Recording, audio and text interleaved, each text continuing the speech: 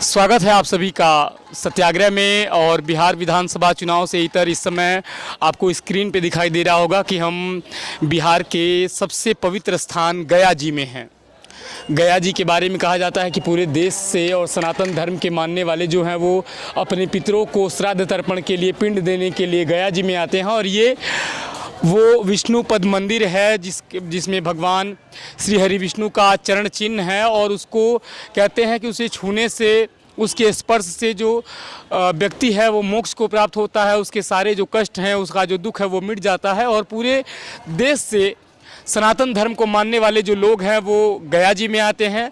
हम आए हैं इस समय गया जी में, गया जी के लोगों से बातचीत भी करेंगे और आपको बताएंगे कि पौराणिक जो अलग अलग मान्यताएं हैं उसको लेकर के गया जी की क्या कहानियां हैं। और सीता कुंड, जहां पे सीता जी ने बालू के द्वारा बना हुआ पिंडदान किया था अपने ससुर दशरथ जी का, तो उन सारी कथाओं के बारे में भी जानने का प्रयास करेंगे। आप बने रहें सत्याग्रह के इस विशेष कार्यक्रम बिहार के गया जी में बना भगवान श्री हरि विष्णु का ये विशाल मंदिर गया जी में है और वहां से आप प्रसारण देख रहे हैं। पितरों की आत्मा की शांति एवं मुक्ति के लिए पिंडदान अहम कर्मकांड है। पिंडदान व श्राद्ध के लिए बिहार में स्थित गया जी तीर्थ को सर्वश्रेष्ठ माना गया है। मोक्ष धाम गया को भगवान विष्णु की नगरी कहा जाता है। यही वजह है कि यहाँ पिंडदान के लिए देश विदेश से तीर्थयात्री आते हैं। आश्विन मास के कृष्ण पक्ष को पितृपक्ष या महालय पक्ष भी कहा जाता है। इस दौरान यहाँ पिंडदान व श्राद्ध के लिए लोगों की भीड़ लगती है। उससे ऐसी मान्यता है कि जिसका भी पिंडदान व श्राद्ध यहाँ किया जाता है उसे मोक्ष की प्राप्ति होती है। इसलिए गया को मोक्ष धाम कहा जाता है। गया बिहार की सीमा से लगा फाल्गु नदी के तट पर स्थित है। मान्यता है कि ये फाल्गु नदी के तट पर पिंडदान करने से मृतात्मा को वैकुंठ की प्राप्ति होती है। इस तीर्थ का वर्णन रामायण में भी मिलता है। जब प्रभु श्री राम अपने भाई लक्ष्मण और माता सीता के साथ गया जी पहुँचे। ये वो पदचिन्ह है माँ सीता का, आप देख सकते हैं, अभी स्क्रीन पे आपको दिखाई दे रहा है। ये दृश्य सीता कुंड पे है, आपको मंदिर दिखाई दे रहा होगा। और गया में हम लगातार दिखा रहे हैं गया के पौराणिक जो दृश्य हैं उन पे बातचीत कर रहे हैं। अभी सीता कुंड पे हैं तो सीता कुंड के बारे में जानने का प्रयास करते हैं कि क्या यहाँ का महत्व है और क्या कहानी है। क्या नाम है आपका? मेरा नाम अमन कुमार हुआ। अमन, गया के बारे में बहुत सारी पौराणिक अलग अलग कथाएं हैं, तो सीता कुंड के बारे में क्या विशेष कथा है? इस घाट पे माता सीता ने स्वयं पिंडदान किया था रेत का जी। तो इस बार में रेते का पिंडदान का महात्म्य है। गया में अलग अलग तीर्थों पे अलग अलग चीज़ का पिंडदान किया जाता है, तो इस तीर्थ पे रेते का पिंडदान का महात्म्य है। तो यहाँ पे मंदिर है और ये वृक्ष है, यहाँ के स्थान के बारे में क्या बताना चाहेंगे? इस स्थान पे माता सीता, रामचंद्र जी और लक्ष्मण जी पंचवटी नासिक महाराष्ट्र से वनगमन के समय में जब दशरथ जी का देहांत हो गया था तो पिंडदान करने के लिए आए थे। तो माता सीता इस पार में बैठकर स्नान पूजन कर रही थी। राम लक्ष्मण बाजार से पिंडदान की सामग्रियाँ लाने के लिए गए हुए थे। इसी बीच में दशरथ महाराज का आकाशवाणी आता है कि पुत्रवधू हमें पिंडदान दो। माता सीता के पास में पूजन की कोई वस्तुआ उपस्थित नहीं थी, तो माता सीता ने बोला कि रामचंद्र जी और लक्ष्मण जी बाजार से सामग्री लेकर आएंगे, तत्पश्चात हम लोग विधि पूर्वक पिंडदान करेंगे। ये सब बतलाने के बाद दशरथ जी बोलते हैं कि बात ऐसा है बहू कि हमें पुत्र के हाथ से पिंडजल की प्राप्ति नहीं हो सकती। माता सीता ने पूछा कि ऐसा क्यों? तो उन्होंने बताया कि जब मैं अपना युवावस्था में था, यंग एज में था, तो हमारे हाथ से एक पाप हो गया था, दुष्कर्म हो गया था। उन्होंने पूछा क्या?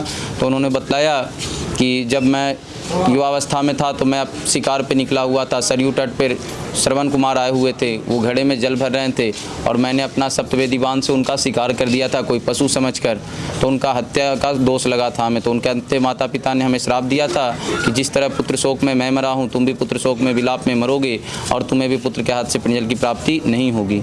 ये सब बतलाने के बाद माता सीता बोलती हैं कि हमारे पास पिंडदान करने के लिए कोई सामग्रियाँ उपस्थित नहीं है। नदी का जल है जिससे जलदान किया जा सकता है, तर्पण किया जा सकता जाता है, लेकिन पिंडदान संभव नहीं है। तो दशरथ जी ने बतलाया कि आप हमें रेते का पिंडदान कर दीजिए। तो माता सीता ने इस घाट पे रेते का पिंडदान किया था। जब रेते का पिंडदान किया तो 5 को विटनेस रखा, गौ, ब्राह्मण, तुलसी, अक्षयवट और फल्गु नदी। ये जो आप नदी देख रहे हैं इसका नाम फल्गु नदी है। जब रामचंद्र जी और लक्ष्मण जी पिंडदान की सामग्रियाँ लेकर आए, माता सीता से कहें कि चलो पिंडदान कर लें, तो माता सीता ने बतलाया कि मैंने तो पिंडदान कर दिया। उन्होंने पूछा कि आपको पिंडदान करते हुए किसी ने देखा है, कोई आपके पास विटनेस है? तो उन्होंने 5 गवाह का नाम बतलाया। जब 5 से पूछा गया तो 4 ने अपने स्वार्थवश झूठ बोल दिया। तो 4 को माता सीता ने उस समय क्रोध में श्राप दिया था। एक सच्चा वचन बोला था अक्षयवट, जिसको माता सीता ने अक्षय वरदान दिया था, बाकी 4 लोगों को श्राप दिया था। ये यहाँ का महात्म्य है। इस घाट पे रेते का पिंडदान किया जाता है जी। और ये जो अलग पीछे आपके मंदिर है, इस मंदिर के बारे में? ये बगल में मंदिर है, दशरथ जी का हाथ है। यहाँ पे माता सीता का चरण है, अंदर में दशरथ जी का हाथ है, जहाँ पे रेते का पिंडदान हुआ था। रामायण कालीन कथा का आपने वर्णन सुना। अब आप स्वयं देख सकते हैं कि माँ सीता सेतु, ये रबर डैम बनाया गया है फाल्गु नदी के लिए। और फाल्गु नदी की भी एक विचित्र कहानी है। उस एक तरफ जो है पानी दिखाई देता है, दूसरी तरफ बिल्कुल सूखी रेत है। तो इस अद्भुत संसार में मगध के सबसे पवित्रतम स्थान गया, जिसे हम आपको सत्याग्रह के साथ ये प्रसारण दिखा रहे हैं और प्रयास कर रहे हैं कि जिस प्रकार से भी जो कथाएं हैं उनको उसी स्वरूप में दिखाया जाए, बताया जाए। आप बने रहें।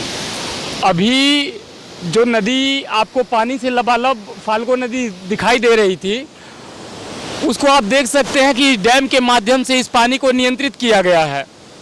और गया जी में ये जो रबर डैम है, ऊपर आपको जो कॉरिडोर दिखाई दे रहा है, ये माँ सीता सेतु है। और इस नदी को पार करके इस सेतु के माध्यम से जो उस पार महल है, वहाँ का जो दृश्य है उसको हम दिखाएंगे। लेकिन आप देख सकते हैं कि एक तरफ फाल्गु नदी का ये जो इधर का क्षेत्र है उसमें बिल्कुल लबालब पानी भरा हुआ है, और दूसरी तरफ का ये जो हिस्सा है, हम कहेंगे थोड़ा सा कैमरामैन से थोड़ा सा वो दिखाएंगे कि जो दूसरी तरफ का हिस्सा है बिल्कुल रेत से भरा हुआ है, बिल्कुल पानी नहीं है।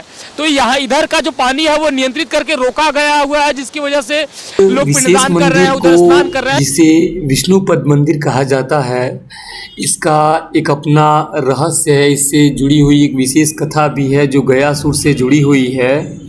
सबसे बड़ी बात कि भगवान विष्णु का धर्मशिला पे प्रमाणिक चिन्ह है, जिसे छू कर के लोग अपने जीवन का जो सारा पाप है उससे मुक्ति पाते हैं। और मोक्ष की नगरी कहा जाता है इस तीर्थ को।